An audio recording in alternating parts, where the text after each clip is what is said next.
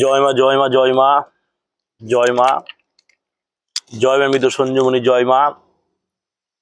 আমি শ্রী মৃত সঞ্জীবনী মহারাজ আমার ইউটিউব চ্যানেল মা মৃত সঞ্জীবনীতে আপনাদের সকলকে স্বাগতম। আশা করি আপনারা সকলে মা আদ্যশক্তি মহামায়ের কৃপায় ভালো আছেন।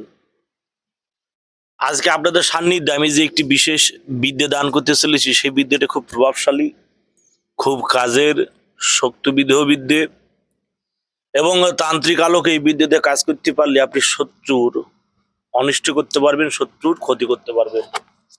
সামনেই কৈশিক অমাবস্যা, কৈশিক অমাবস্যা উপলক্ষে আপনাদের সকলকে প্রীতি শুভেচ্ছা এবং শুভকামনা রইল। পৃথিবীর যে যে প্রান্তে থেকে আমার উপস্থাপন দেখছেন, সকলের ইচ্ছা মনোবাসনা যাতে মা আদ্যশক্তি মহামায়া পরিপূর্ণ করে, এই আকিঞ্চন বাসনা আমি মায়ের শ্রীচরণে নিবেদন করে আমি আমার উপস্থাপন শুরু করি। আজকে যে একটি বিশেষ বান্ধব, এটি হচ্ছে শত্রুপুর বান। শত্রুর শরীরে কুষ্ঠ এবং যক্ষা চালান করা শরীরে, অর্থাৎ ডাক্তার দেখাবে, কবিরাজ দেখাবে, তান্ত্রিক দেখাবে, কোনো বানে কোনো তদবিরে তাকে এই বান কাটাতে পারবে না। সে যদি সারা জীবন ধরেও যদি কবিরাজি করে যায়, ডাক্তার দেখিয়ে যায়, তাও তার সেই সমস্যার সমাধান কিন্তু করা যাবে না। তাহলে বিদ্যুতে কেমন একটি বিদ্যে, যে বিদ্যুতে প্রয়োগ করলে শত্রু নিধন হবে, এই বিদ্যুতে প্রয়োগ করলে শত্রুর উপর কাজ করলে শত্রু অচিরে ধ্বংস হবে, বিদ্যুটি কি সম্পূর্ণ সবিস্তারে জানাচ্ছি। বলছে প্রথমে একটি বিশেষ নকশা আছে, তান্ত্রিক নকশা।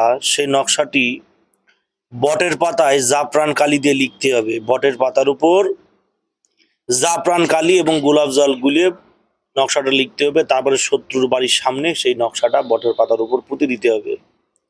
নকশার নিচে শত্রুর নাম, শত্রুর পিতার নাম অবশ্যই লিখতে হবে। এবার যাকে বান মারা হইবে তার ব্যবহার করা পানি এবং তার পায়ের তলার মাটি, তার ব্যবহার করা পানি এবং পায়ের তলার মাটি সংগ্রহ করে নিতে হবে। এবার পানির উপরে যে উক্ত বিশেষ মন্ত্র আছে, ওই মন্ত্রটি পাঠ করে 3 বার পাঠ করে 3টি ফু দিতে হবে। আর ওই মাটি গোল ঢিপি করে দিতে হবে। ঢিপি করে দিয়ে সে পানিটা বান্ধায় দেওয়া লাগবে। মানে যেমন রাজমিস্ত্রিরা যখন মশলা মাখায়, তখন দেখবেন চারি সাইডে মাটি দিয়ে দেয়, দিয়ে হচ্ছে মাঝে হচ্ছে জল দিয়ে দেয়। এই কাজ এরকম করতে হবে। চারি সাইডে সে শত্রু পায়ের তলার মাটি দিয়ে মাঝে জল দিতে লাগবে। দেওয়ার পর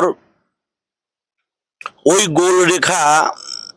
গোল রেখা বান্দায়া সেখানে জল ঢালিতে হইবে এবং উক্ত মন্ত্র পড়িয়া পাঠ করিয়া তখন পানি সারিয়া দিতে হইবে।